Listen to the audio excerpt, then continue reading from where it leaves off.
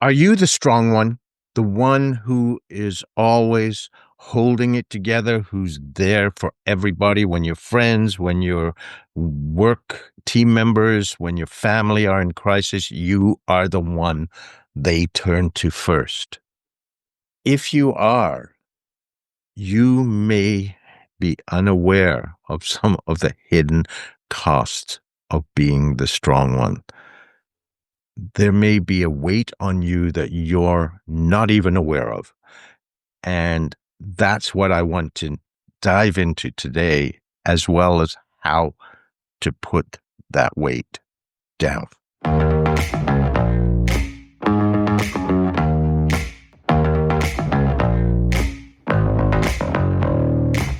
Hi there, I'm Ravi Tangri, and this is Soul Engineering Your Life and Work. This is about finding those tiny little triggers where you can put a little bit of effort in and completely shift and transform your life for the better.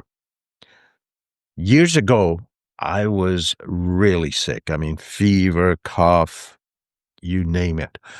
And I was living alone at the time. So after a few days, as I'm running out of groceries, I had to go out and do shopping. There was no one there to help me. And I came back and got a phone call from a friend who had recently gone through a bit of a crisis, and I was there for them. And they were calling me because they were upset about what had happened at that point and did they do the right thing or not, and looking for support and validation. And I'll be honest, at that point, I was not feeling great and I got a little ticked, and I got annoyed at them. And I said, look, I've been there for you through all of these things that have happened, and I'm completely happy to be there. I have no problem. I love being there to support people. But I've been sick for days, and I'm having to take care of this, go do the shopping, all of this, all by myself. And it's a little bit annoying. And I can still remember how shocked they were on the other end of the line. And when they spoke, they was like, they were just trying to grasp things. They said, but you're always so strong. I never thought you needed help.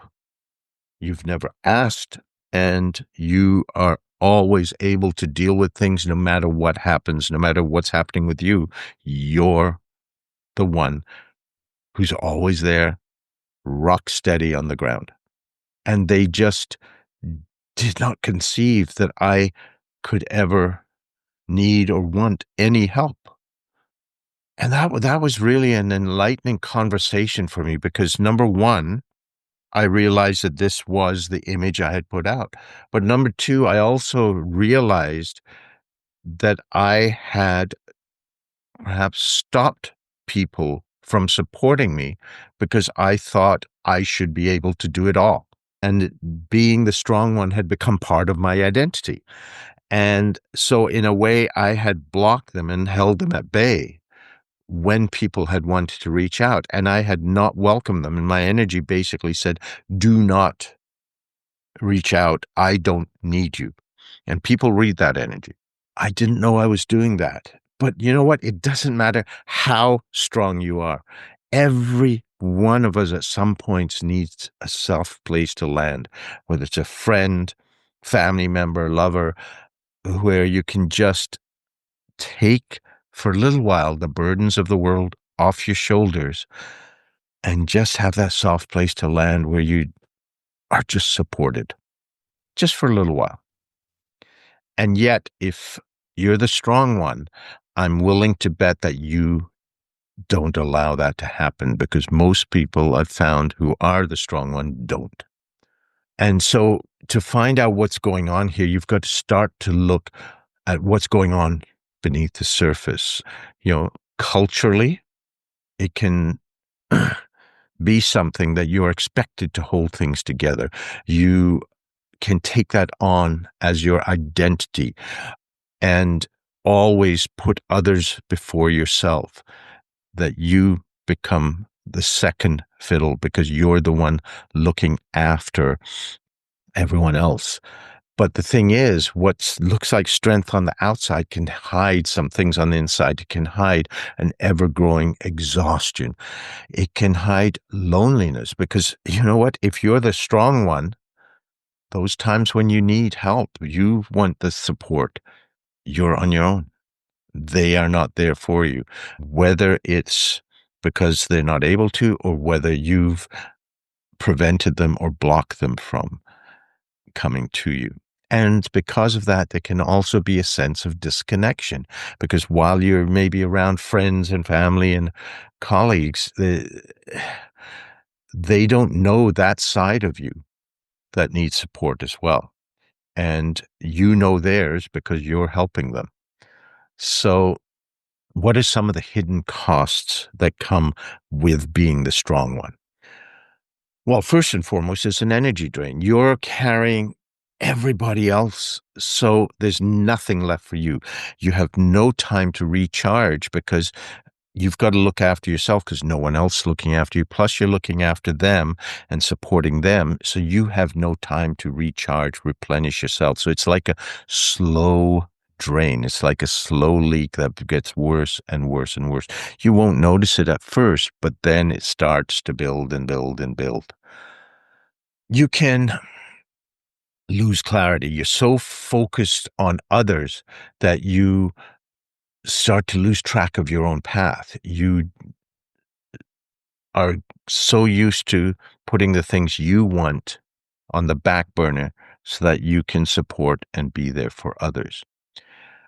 And there can be an erosion of joy in your life because you don't ever really get to just be without responsibility because you're always there carrying or worrying about others. Now, something else here to think about is that when we are doing something that is hurting us, such as these things, the draining our energy, the lack of focus or clarity, the erosion of joy, there's always a hidden win. This sounds counterintuitive. It doesn't sound logical, but what you've got to realize is that your unconscious mind is like a 5-year-old kid. It never grows up.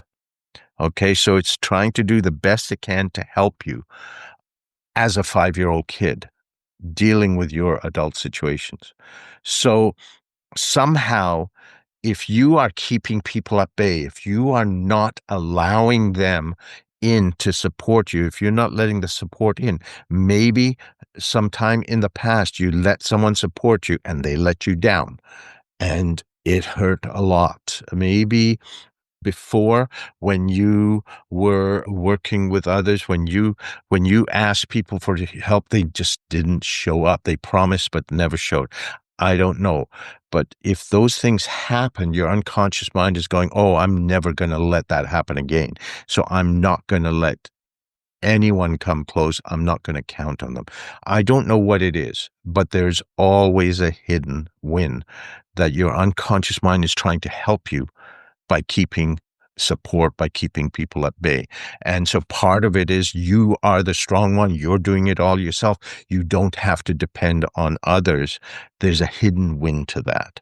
Now, I do a full episode on this in episode 16 of the podcast. If you just go to ravitangri.com/16, you can access that episode and find out more about those hidden wins, because that's a much deeper thing to get into about why you are always being that pillar of strength, that strong one that's really crumbling on the inside.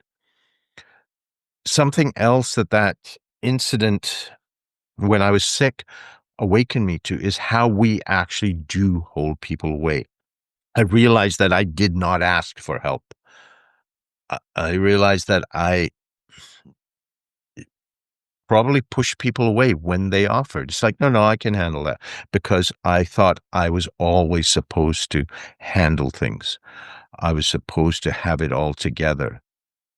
And we just condition ourselves that way so that those few times when we do really want something, people have been conditioned to not give it, that we don't need it. So that's something to start to have some brutal honesty with is, are you holding away people? Are you keeping people and help and support at arm's length for some hidden win you're not aware of? So how do you move forward with this? Well, first thing is to reframe things. That what does strength mean? Real strength is not about being that pillar and that you can do it all and carry it all. Real strength, real power comes from knowing when you need to set things down, when you need to set healthy boundaries and say, you know what, I would love to do this, but I just can't. I'm at capacity. I, here are things that you could do, but I'm overloaded right now. And we're conditioned not to do that, not to say no. The real strength is about receiving support when you need it, about asking for it, allowing others in, and not just reflexively taking on their burdens. What I've found is often when you're the strong one, even before people ask, you're jumping in to solve the problems. Well, here's the thing. You may actually be inhibiting them from their own growth. If you are always there for them, what is the need for them to grow and to be able to increase their capacity if you're always saving the day? Okay, it's not there. So you may actually be hurting them and their growth and their journey by always being there for them.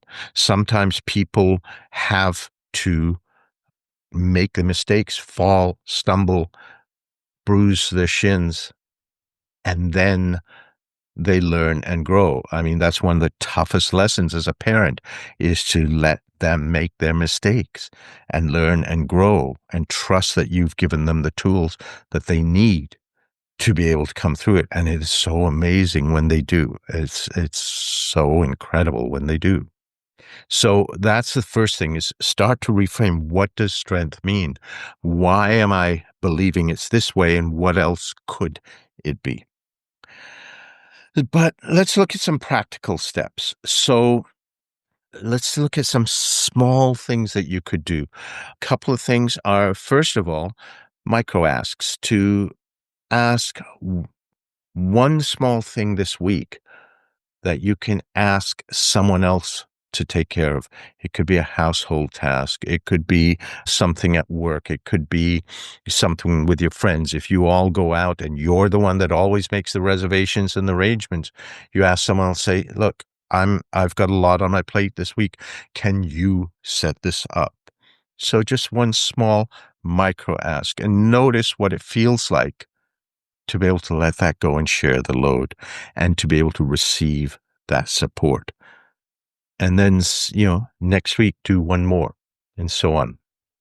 And another thing that you could do, and again, these are ideas, you pick one, don't try to do them all, is for 1 week, the end of the day, each night, think about all of the things that you carried for people that day. It could be worries. It doesn't take away their worry if you worry as well, but you also carried it.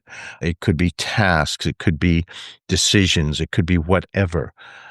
And pick one thing that you think you can let go of, that you don't need to carry, and write it down on a piece of paper, rip it up, and sort of feel it go away. Let go of that. Just for 1 week, once a night. Try that release ritual and see how that feels. See what that starts to open up with you. Now, another idea is something that goes a bit deeper, and that's looking at what's the hidden win of always being the strong one, of not letting anyone else in. This is not a logical, it is not an analytical process. It is your unconscious mind, your 5-year-old kid trying to help you. So if you start to explore these things of why am I always pushing people away? Why am I keeping them at arm's length? Why am I not letting them support me? Just sit with those questions and start writing, start journaling. Don't judge, just start writing. Start to see what comes up.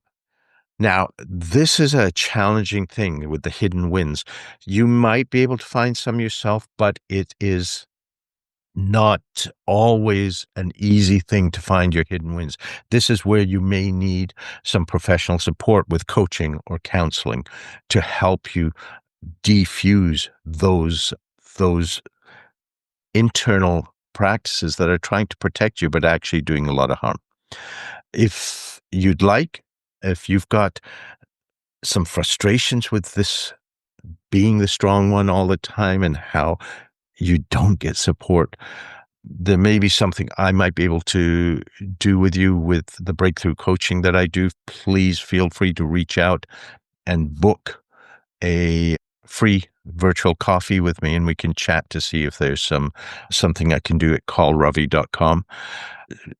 But see what's right for you in terms of support. As I said, you can find out more about the hidden wins in episode 16 of this podcast. But pick one of those and see what happens over the week as you do this. One small thing to ask for help. Start doing a release ritual each night, or start to explore your hidden wins. See what one step will do, and then you build on that and that and that. I'm Ravi Tangri, and this is Soulgineering Your Life and Work. We'll see you next week.